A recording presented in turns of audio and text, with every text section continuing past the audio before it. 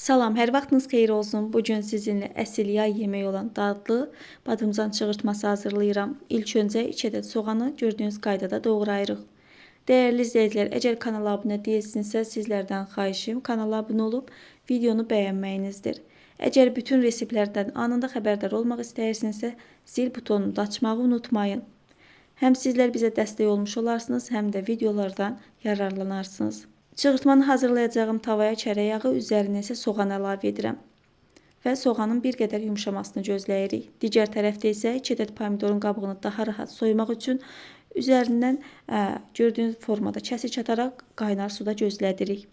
Əgər pomidorun qabığını daha rahat və itkiyə vermədən təmizləmək istəyirsinizsə, sizlər də bu üsuldan istifadə edə bilərsiniz. Ardından biberlərin içərisini təmizləyib doğrayırıq.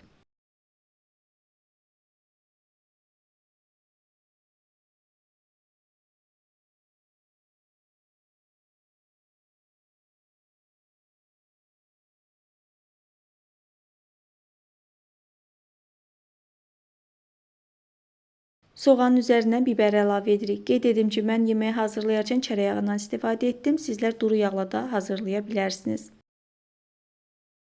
600 qram badımcanın saplağını təmizləyirəm və qabıqlarını alacalı soyuram. İndi badımcan acı olmur. Əgər ehtiyat edirsinizsə, sizlər acı suyunu çıxara bilərsiniz. Əgər badımcan tumludursa, acı suyunu çıxarmaq olar. Məndə tumlu badımcan olmadığından acısını çıxarmağa ehtiyac görmədim. Badımcanları gördüyünüz qayda ilə doğrayırıq.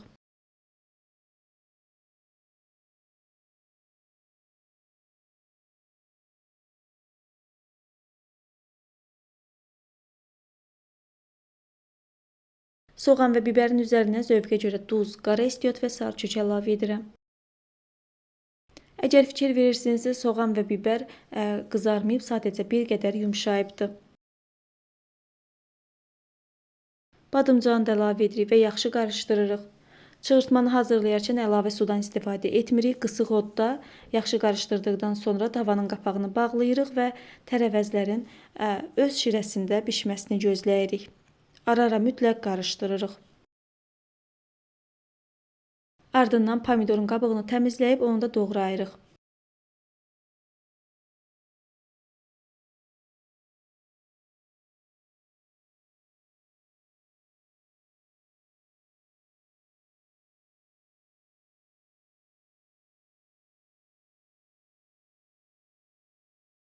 Təəssüflər olsun ki, bəzi kadrları videonu hazırlayarkən tapa bilmədim, yəni videoda yerləşdirə bilmədim. Ara-ara mütləq yeməyə qarışdırırıq, yəni bütün tərəvəzlər eyni temperaturda bişsin.